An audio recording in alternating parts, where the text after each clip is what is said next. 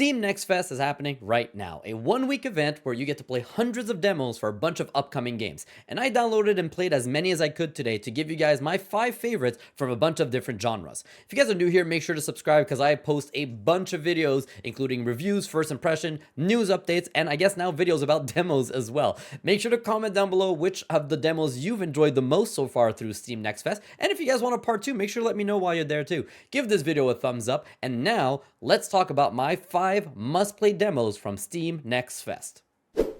I want to start by telling you guys I lied to you guys. I said top 5. I actually have 6 games to talk to you guys about today. And the reason why is because I wanted to have one of different genres, but there are actually 2 Metroidvanias that really stood out to me that I really want to talk to you guys about. The first one is Ultros or Ultros. I don't know how to say the name. It is a very colorful Metroidvania, as you guys can see from the gameplay right here. I talked about it in my last video with the predictions because this game is coming out this month, and I was very excited to see that it was a part of the list of demos to play. I jumped in and played it, and instantly everything I had concerns about were gone because the demo really got me interested in this game. As you guys can see from the gameplay here, it is a very, very colorful and bright game and awesome looking art style. And on top of that, my biggest concern was how it was going to play. I'm happy to tell you guys, it plays really well. It is a Metroidvania, which means that you're going to have a giant map to discover, and as you're going through, you're going to be unlocking different abilities and using those abilities to uncover new areas of the map. The bunch of characters that are very weird as you meet through it, and one of my favorite things is that the noises, I don't know why, we were having a lot of fun playing it on Twitch, where every time you kill an enemy, you get some like meats or whatever, and you can eat them to increase your hunger, not a hunger, to have like a system where you can use those to upgrade abilities, and I really liked it, and all the sounds of eating were hilarious. Another cool thing is you actually get better healing items if you don't do the same attack over and over again on the enemies. So they encourage you to do different combos, dash, and counter attacks while defeating even the slightest enemies, because that's actually going to give you more better items, not more items, better items than if you just button mash on them. Really liked it. Obviously, it's a short demo, but everything I saw from him, really liked. The other Metroidvania I want to talk to you guys about is called Tales of Kenzera, Tales of Kenzera Zao. I'm terrible with the names. This one you guys probably actually saw because at the Game Awards, we had the developer of this game come on stage, had an emotional moment that I remember from that day, and their trailer from that Game Awards instantly got me hooked. And I'm happy to say it plays really well. Another Metroidvania 2D side-scrolling action game, but in this one you play as Zao, and he has 2 masks, the Sun Mask and the Moon Mask, and each one of them have different abilities. The Moon one is all long-range abilities, whereas the Sun one is all short-range, like melee. So you're actually swapping between the two in your combat because your range attack, you have like a cooldown, so you want to shoot a couple, swap, and then use the other one. The gameplay feels really smooth to play. In the demo, you got to unlock one ability, which I won't spoil here, but it instantly made me realize how fun this game is going to be. This one is supposed to come out in April, and I am very excited for it. If you guys haven't played Prince of Persia that just came out, I highly recommend you guys check that out. But in the meantime, if you are a big fan of Metroidvanias, but Prince of Persia has some competition with both Ultros and Zao as 2 more Metroidvanias coming out this year that look excellent. Let's talk about MOBAs. I've never been the biggest fan of MOBAs, but this one was a lot of fun to play. This game is called Wakerunners, and surprisingly enough, it's from the same development team that gave us Dave the Diver. Very different, as you guys can see here, from Dave the Diver, but this was a lot of fun. I do recommend that if you're going to play this one, get a group of friends together. It is 4v4 or 5v5. I played it solo, and it definitely felt like I needed to be more strategic and play with some friends on it, but man, was it fun. Your characters run extremely fast. They're like rollerblades where you got to like drift and slide and everything, but it felt smooth to play. Watching the videos, I was a bit concerned about the movement, but playing it, all those concerns were gone. You have, I think, 6 different characters. Each of them have their own melee, range, and block attack, and 2 abilities, a special ability and an ultimate ability. And every single character I used and played were so satisfying, a lot of fun. Every ability, every kill I got, every assist felt satisfying. So a lot of fun.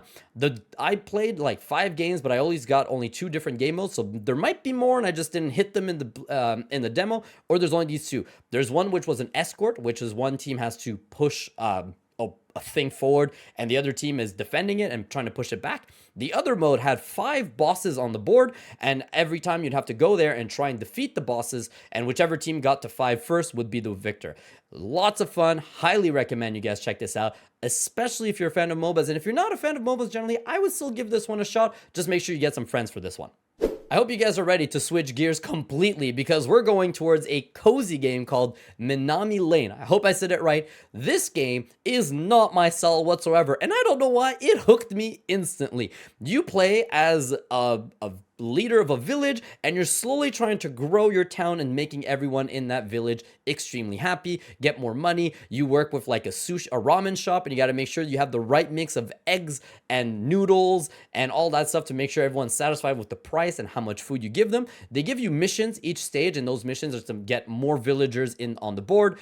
Try to make sure you're satisfying everybody, and you're trying to slowly grow your community. And I cannot tell you guys how shocked even I am that I like this one. And from my Twitch stream, this is the one that most people got very excited to play. It is coming out at the end of this month. I saw from the description it's going to be a very short game. They're saying 2 to 4 hours in total. So definitely give it the demo a try and see if it's your kind of game. And even if you don't like cozy games, this is very, very chill. It's all just with your mouse. You're just clicking on everything and moving around. You got to pick up some trash. You got to find cute cats. Man, it was, I don't know why, but I had a lot of fun. Highly recommend you guys give this game a chance and a try, as trance, apparently. Here's a bonus demo for you guys. This is the number 6 one I was telling you about. Stormgate, an RTS game made by a team called Frost Giant, which is a team that used to be with Blizzard. They left and started their own little development team to work on their own RTS, similar to StarCraft, Warcraft, Doom, and all of those ones. The reason I'm adding it as a bonus is I'm not a fan of RTS games. I did try this one.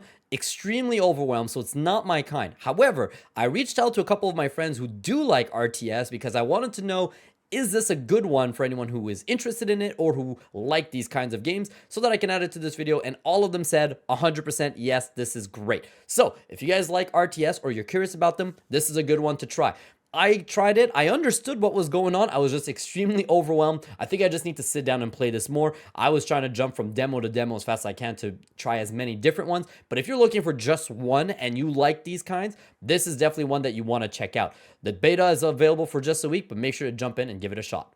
And the final demo I want to talk to you guys about was my personal favorite of all of them, Pacific Drive. This one, I played the least amount of every single demo because I started it, got into it, and immediately I was like, I'm sold. I want this. I gotta stop. So this is the one I have the least to say, because I'm just too excited for the full version of the game that's coming out later this month. Pacific Drive is a post-apocalyptic supernatural type thing that's going on, and you play as in first person with your car. You got to fix it, go craft stuff, find materials to always upgrade your car, and try and advance as far as you can. It looks like, from what we're seeing in this trailer, there's going to be a lot of different paths and different ways to get there. I don't know if there's going to be multiple endings, but a lot of different paths to get to. Your car is your best friend. Everything about it, you have to activate to turn the car on, put it in drive, and go forward. It is creepy as all heck. There's some supernatural, spooky things that are happening, and it was stressing me out. There was a moment where whatever is coming to get you, and I was trying to drive and I was in panic mode, and I kept pressing the button being like, why is it not moving forward, only to realize I never put my car in drive mode. So little things like that, make sure to put your car in drive.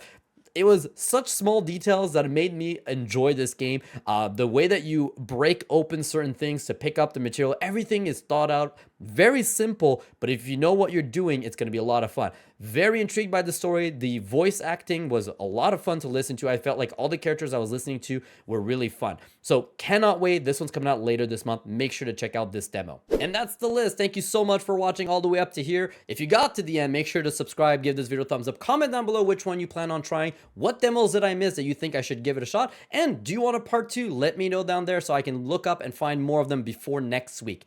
While you're here as well, make sure to go watch my other reviews. I've got a bunch of video reviews of games that are already out, and this week we've got Foam Stars, Helldivers impressions coming up. So be ready for more. Thanks for watching.